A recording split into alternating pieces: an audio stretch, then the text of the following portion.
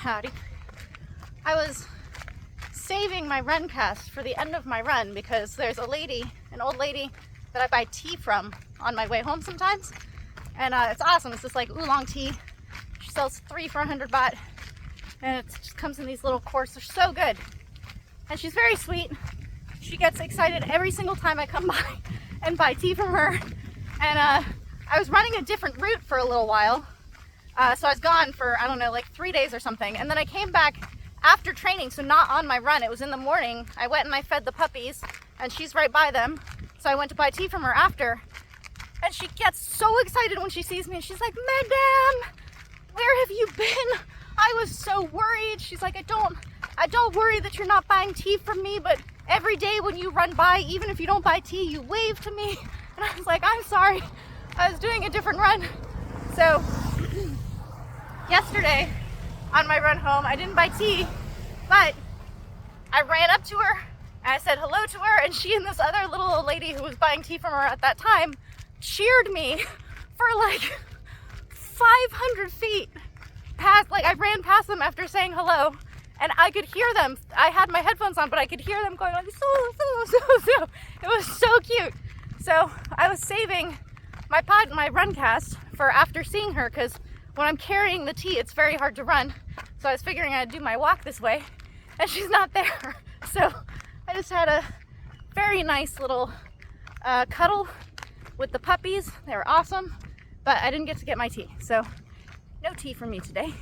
That's all right. Hopefully, now I'm the one worried about my elderly lady friend. Hopefully she's just having a day off, or maybe she sold out of her tea and got to go home early, which would be awesome. So hopefully it's just that, and I'll see her again soon. I was thinking about the bottom rope again, right?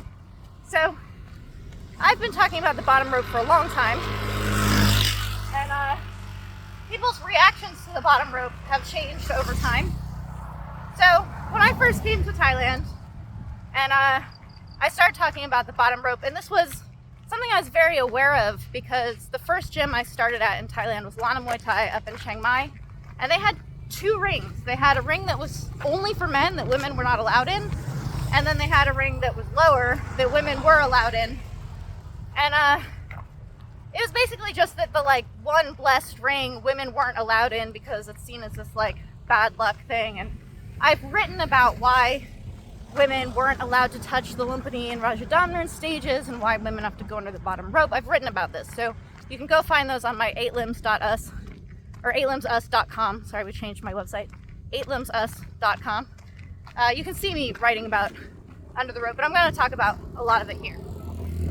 So there are places that women are not allowed to be, like in certain temples. If there are relics or something that are like buried in the temple, men are allowed to be over it, and women are not allowed to be over it or to be near it or whatever.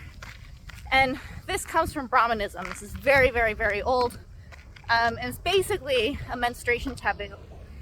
Thais are not super freaked about menstruation. It's amazing that they have these menstruation taboos so built into so many areas of culture, because they will talk about menstruation in a way that I, as an American, and as the only girl in my family, I would never, ever talk about my period. Growing up, when I came here, I never wanted anyone to know about it. I never, ever, ever talked about it. I'm totally grew up as the girl who would like sneak the pad into like a jacket pocket or something to go change my pad in middle school, like into my 20s. Like I am not someone who like talked about my period. I didn't want to talk about it. I didn't talk about it with my friends. It was very, very taboo in the American culture that I grew up in. And my brother's friends, not so much my brothers, but my brother's friends, total assholes. Like, they would say things like commercials about pads and tampons should be on an entirely separate channel. Like, we shouldn't have to see that. Like, disgusting. Thais are not like this. Thais will totally be like, I'm on my period, so I'm gonna go lay down, or she's on her period, whatever. Like, they totally talk about it. Thais also are very, very not shy about almost any bodily function. Any bodily function I can think of, Thais are very open talking about.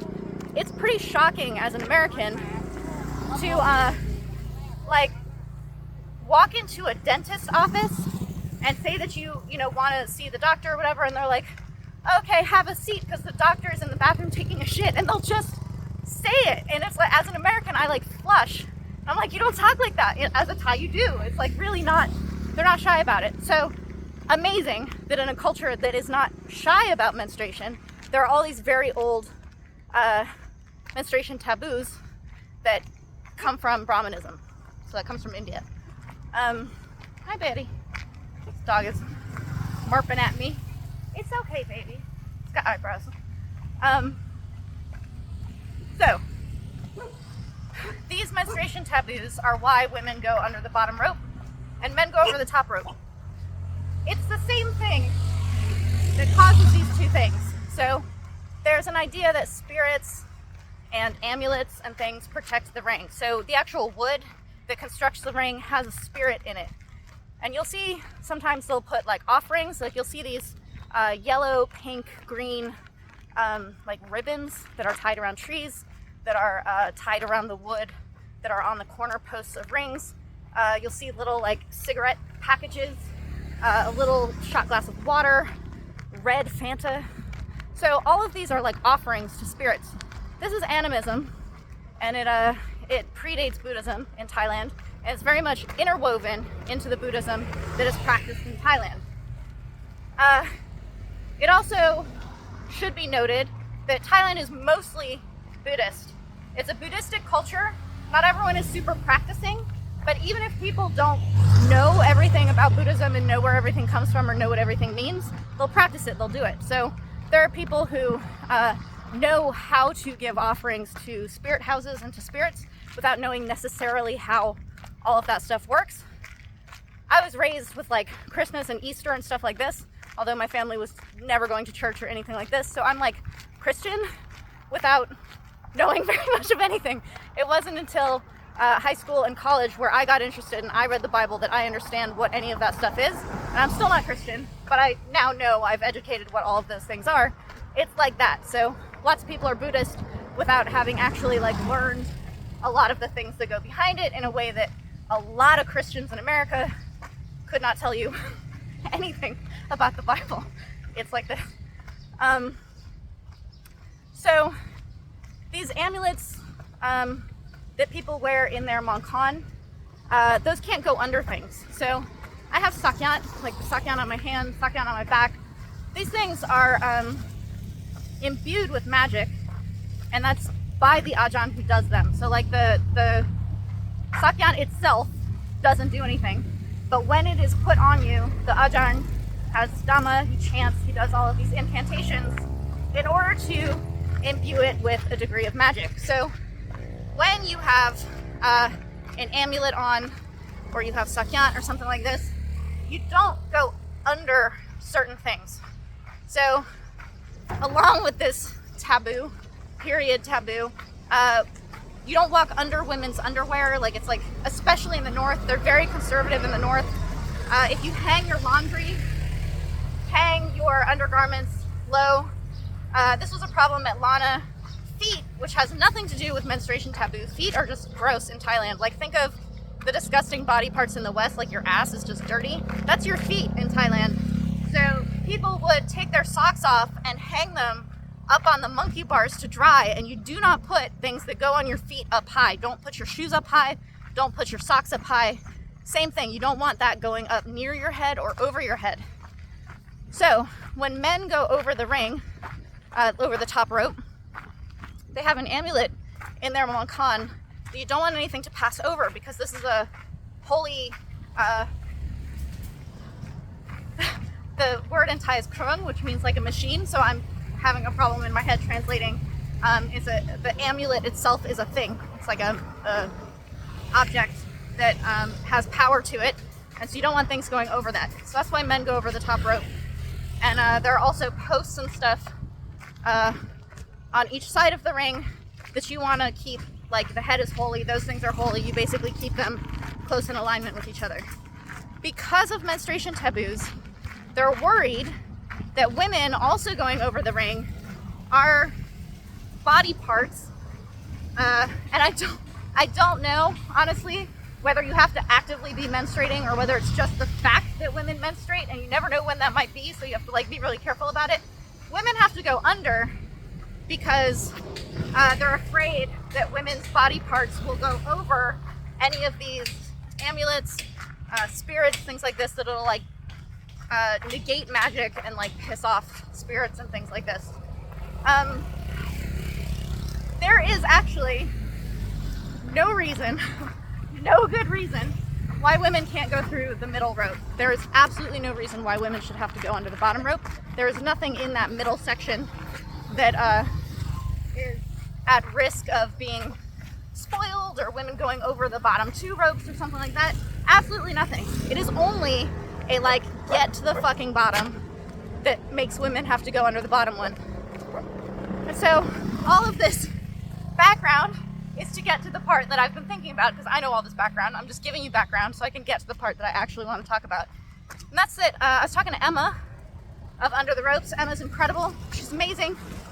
She was living in Thailand for a really long time. She has this great blog called Under the Ropes. She covers a lot of feminist stuff going on in Thailand.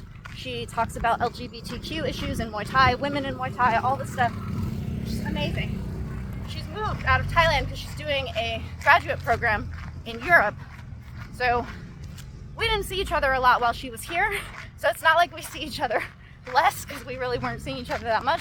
But I definitely feel that Emma is not on the soil that I wish she was here. But she's still covering all these topics in Muay Thai because she's amazing. But we were talking, and she sent me an article, and it's a little bit old. I think it's like 10 years old now, something like this.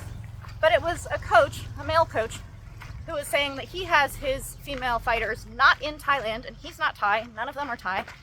He has his female fighters go under the bottom rope because this is culture, this is like tradition that is empowering to women, because that's the way that women do it. It's a separate but equal kind of deal that's like, women do it this way, men do it that way, and I'm going to continue having my female fighters go under the bottom rope, even though that has absolutely nothing to do with the ring that they're actually in or any of those things, because it's some kind of empowering honor to Thai tradition and culture.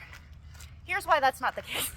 Here's why that is not true. One, your rings are not blessed. Your rings don't have this wood with spirits in it. Your rings don't have these amulets. They're not blessed by monks.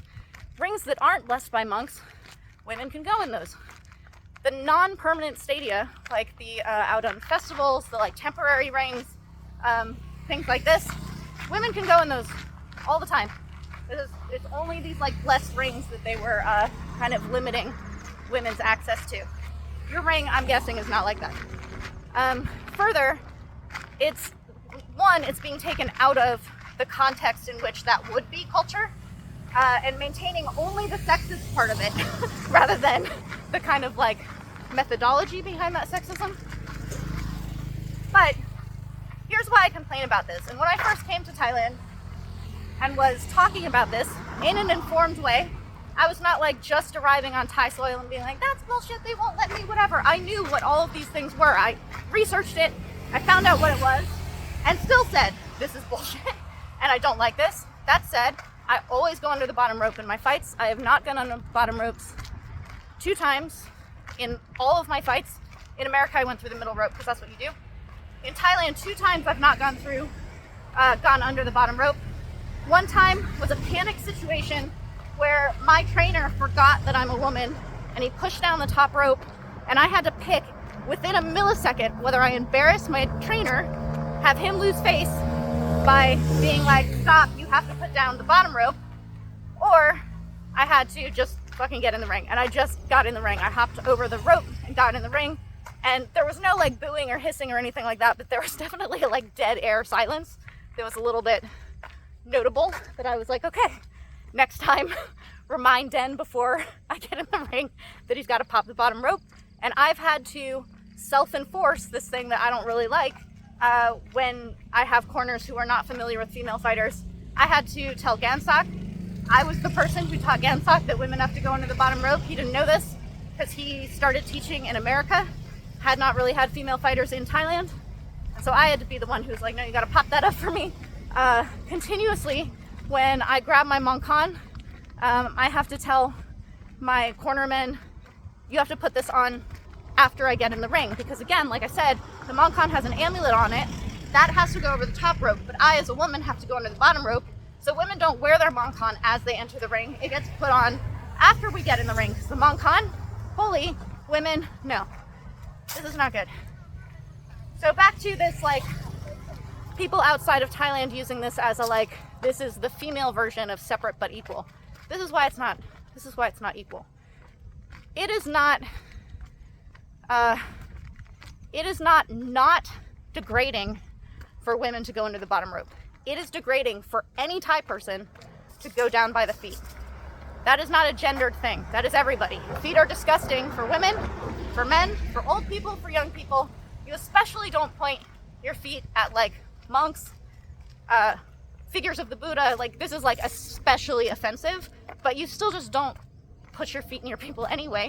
And you're making women put their heads down below, like, where feet go. This is very degrading. I was thinking of a way to explain this. And in America, in the West, if you look at, like, patriarchy and sexism, men don't want to do domestic labor. It's degrading to men to do domestic labor because that's women's work. Domestic labor itself is not degrading. It's degrading for a man to do it because that's women's work. That's not what's happening if a man is to go through the middle rope or go under the bottom rope. It's not because that's how women do it. It's because that is degrading. So within the sphere of domestic labor, something like this, sweeping a floor is not in and of itself degrading. Anyone can do this. Washing dishes, anyone can do this.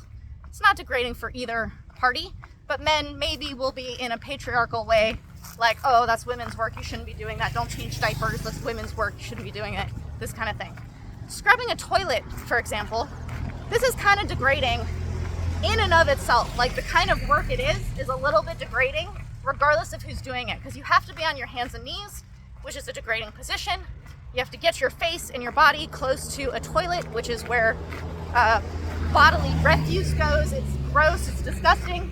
It's used in the military as punishment or as this kind of, like, humiliation, degradation thing. Go clean the latrines, not because it's women's work, but because that is disgusting.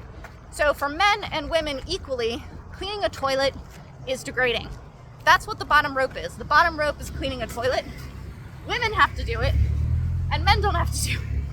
That is why having women go under the bottom rope as a nod to Thai culture or as a nod to tradition or something like this is not empowering. This is not something that, like, you should enforce a gender binary in your gym because that's how Thailand does it. It is degrading. It might not be degrading in your country because going under the bottom rope means absolutely nothing to us as Westerners. We're not as grossed out by feet. We're not freaked out so much about, like, going under something. But if you're still having men go over the top and women go under the bottom, what you're borrowing, what you're actually taking from Thai culture is a degrading sexist thing rather than a separate but equal, this is how women do it and this is how men do it. If it was something like traditional dance, these are dance moves that women do and these are dance moves that men do, that is entirely something that you can transport if you're trying to honor a culture and it's like women do it this way and men do it that way. If it is a degrading thing that only women are made to do and you make your women outside of the culture do that, this is not a cool thing. This is not an awesome thing. So this is 10 years ago, this article. So I don't know whether this is still happening in any gyms outside of Thailand. At a lot of the gyms that I've trained at since training in the north, we moved out of the, like, very conservative area that we were in. I've never been in another gym where there are two rings where one is for women and one is for men.